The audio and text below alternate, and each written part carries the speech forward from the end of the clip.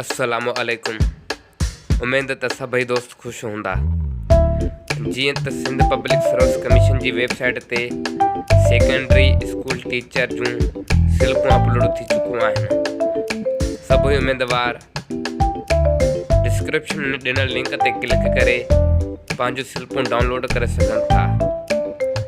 वधीक महिरबानी। Thank you so much.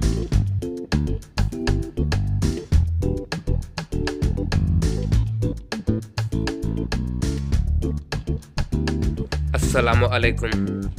उम्मीद त सभई दोस्त ख़ुशि हूंदा।